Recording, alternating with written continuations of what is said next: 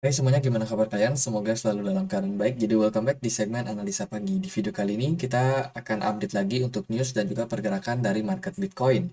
Teman-teman, hari ini kita ada di tanggal 28. Kita udah dapat beberapa data. Hari ini ada lelang surat utang 2 tahun Amerika Serikat. Ini buat obligasi jangka menengah ya. Dimana ternyata hasilnya returnnya itu mengalami penurunan teman-teman. Sebelumnya surat utang negara 2 tahun itu dihargai atau mendapatkan return sekitar 4,6%. Dan sekarang ternyata sudah turun ke 3,9% saja. Jadi ini ada penyesuaian nih yang dilakukan oleh eh, Fed sendiri ya. Dan kalau kita lihat juga dari beberapa data hari ini ada penting pidato dari Gubernur Bank of England, Bailey. Ini akan dilakukan nanti jam 4 setengah 4 kurang seperempat ya. Jam 4 sore kurang seperempat bakalan ada pidato lagi. Tadi juga udah pidato dia. Dan untuk news juga nggak terlalu gimana-gimana. Untuk hari ini sepertinya kepercayaan konsumen untuk ini cukup penting untuk data dari Amerika Serikat ya, yang akan dibacakan malam nanti teman-teman. Kalau kita lihat dari forecastnya, kepercayaan konsumen bakalan diramal menurun. Ini mungkin karena kepercayaan mereka juga turun semua ya dari beberapa sektor. Dari sektor perbankan udah turun, tentunya akan ngaruh nanti ke sektor teknologi dan mungkin ke konsumen konsumsi yang lain teman-teman. Terus beberapa bank sentral juga bakalan lanjutin untuk melakukan pidato. Ini dari European Central Bank juga, dari Christine Lagarde juga bakalan pidato. Ini ada Fed Bar testimoni juga. Jadi ada testimoni juga dari The Fed. Wah, hari ini bakalan pidato terus nih. Ya, itu sih beberapa news mungkin akan bikin market volatile tergantung apa yang dibicarakan dalam pidato atau testimoni mereka. Eh, ini ada tweet dari Ray Dalio ya. Ini Ray Dalio ini adalah salah satu investor yang sangat-sangat terkenal teman-teman. Dia adalah pemilik atau founder daripada perusahaan hedge fund bernama Bridgewater. Saya sendiri suka ngikutin gini beliau ya. Jadi ini ada tiga faktor yang berdampak sama the world order yang baru ya. Yang pertama, dia bilang itu, the whole geographic world order is changing. The jadi three teman-teman big bisa things dengerin. that are happening to us is first the financial that's happening at a macro level, which is the creation of a lot of debt and the Jadi, printing. jadi intinya dia bilang faktor yang pertama itu kalau kalau bank sentral itu terus-terusan melakukan printing money, mereka melakukan suntik dana ke market, itu bisa menimbulkan efek stagflasi. Efek ya stagflasi ya, di mana perekonomian di mikro yang akan berefek ke makro itu bakalan mengalami stagnansi teman-teman, sehingga tidak bisa grow meskipun terus disuntikan dana. Jadi semuanya itu ada batasnya. Suntik dana itu juga ada batasnya, di mana menimbulkan growth yang terjadi di market mikro. Terus yang kedua, dia bilang apa ya, saya lupa, tapi tipsnya bagus sih. Coba kita Is skip. the amount of internal Oh ya, conflict. ini soal internal internal konflik ya. Internal dan juga global konflik itu bisa berdampak sama kondisi dari market. Ya seperti di dalam perusahaan kita konflik itu akan menimbulkan pengaruh produktivitas. Begitu juga ketika di skala besar, seperti mungkin saat ini ya Rusia dan juga Ukraina yang konflik. Ya ini tentunya mengganggu supply chain di seluruh dunia. Terus faktor ketiga, dia bilang Amerika Serikat kedepannya bukan lagi menjadi negara yang paling dominan di dunia. Mungkin akan merata ya. Mungkin dari Asia udah ada Rusia dan juga Cina yang akan mendominasi. Mungkin Jepang juga ikut, atau Singapura. Di Eropa mungkin ada Swiss, ada Jerman, ada negara-negara yang lainnya, Prancis. Jadi Amerika mungkin bakalan tergeser lah ke depannya. Jadi itu ya semacam prediksi dari beliau sih. Dari berita yang lain, ini ada IMF, teman-teman. Dia mengatakan bahwa risiko untuk financial stability sekarang meningkat. Ini bisa menjadi sesuatu yang kalian harus waspadai sekarang ini. Jadi ini tentunya apa yang dikatakan oleh International Monetary Fund. Ini mereka tentunya punya data ya soal kondisi daripada kestabilan ekonomi saat ini. Jadi dia mewanti-wanti nih, kita harus berhati-hati dalam kondisi ini. Mulai dari Ukraina, perang Ukraina, kemudian ada monetary tightening, the Fed melakukan tightening ya, dan banyak bank sentral yang kemarin dulu cetak uang menyebabkan inflasi. Sekarang mereka tahu mereka harus mengetatkan suku bunga, melakukan tightening.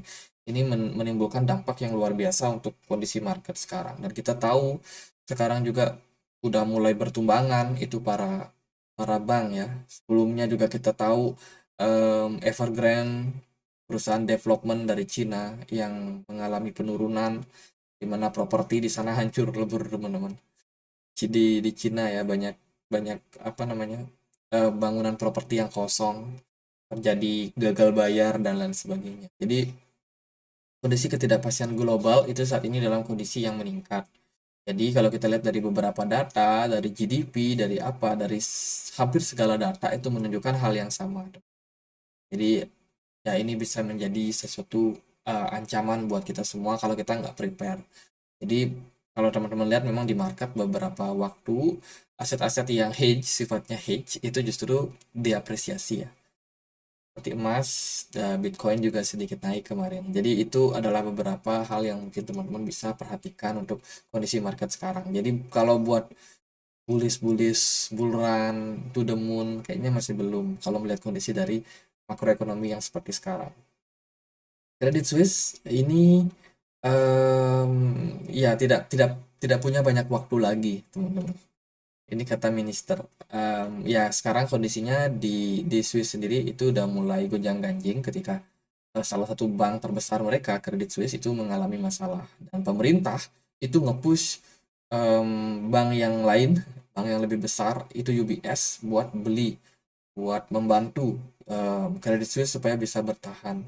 Dari beberapa informasi dan juga pendapat teman-teman di YouTube, di mana itu banyak yang bilang memang Credit Suisse ini memang sudah bermasalah dari dulu. Mafianya banyak, ada banyak penyelewengan dana, korupsi ya. Dan ya sekarang baru kelihatan ketika krisis, beritanya baru dimunculkan. Tapi sebenarnya memang sudah bermasalah sebelumnya dan akhirnya ya governance itu minta nih untuk UBS Group, wah lu harus beli nih ini Credit Suisse, dia udah mau collapse. Ya itulah yang dilakukan oleh pemerintah dari Swiss ya. Dia lakukan intervensi untuk bisa menyelamatkan perbankan. Dari berita yang lain, ini ada Binance and CTFC yang kembali teman-teman. Binance dianggap melanggar ketentuan ya. Dia dituduhkan melakukan kecurangan atau ya itulah di market future sebagai ketentuan dari pelanggaran mereka ya. Mereka sekarang coba untuk dijerat nih beberapa kasus. Jadi katanya ada 300 account to anti fraud and anti manipulation or control. Jadi ini diserang oleh CTFC, teman-teman.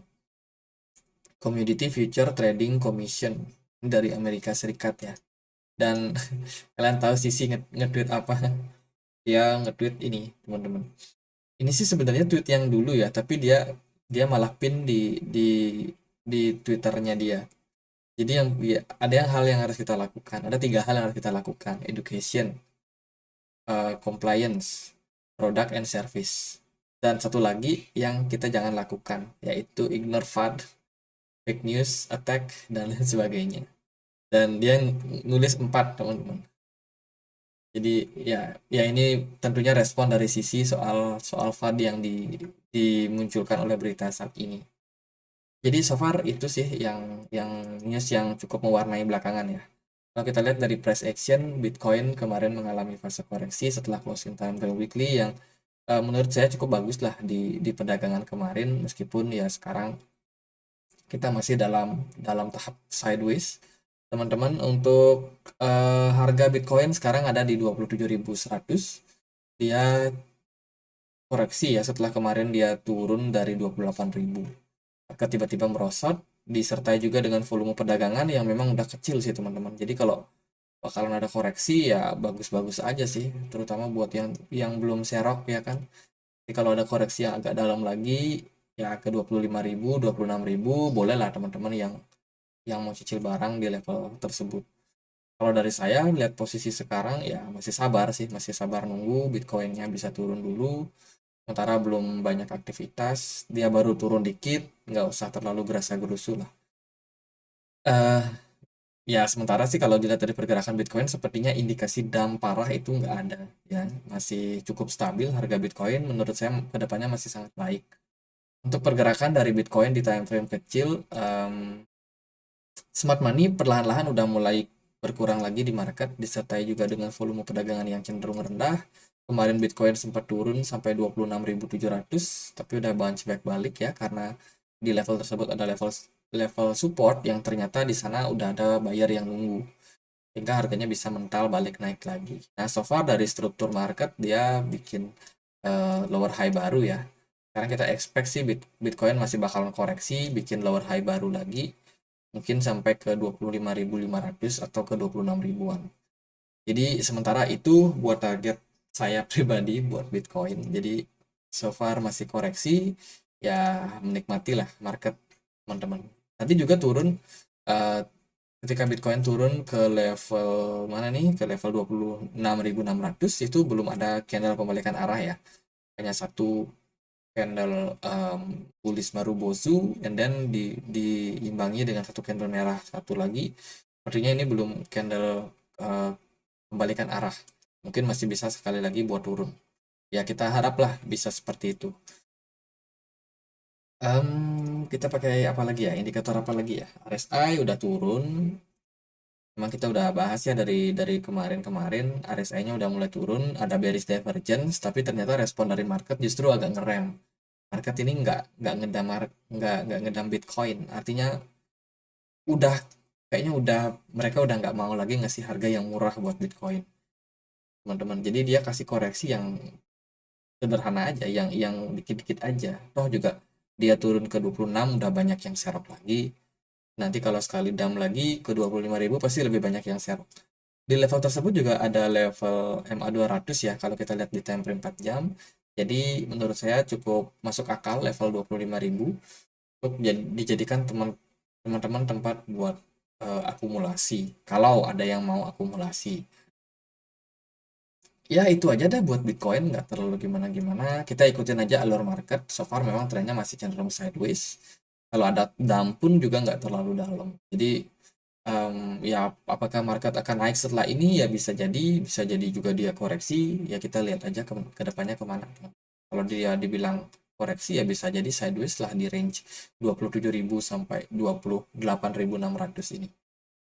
Oke gitu aja. Semoga bisa bermanfaat buat Bitcoin dan kalau ada pertanyaan lain poin lain buat dibahas tulis langsung di kolom komentar dan akhir kata saya Andri, makasih.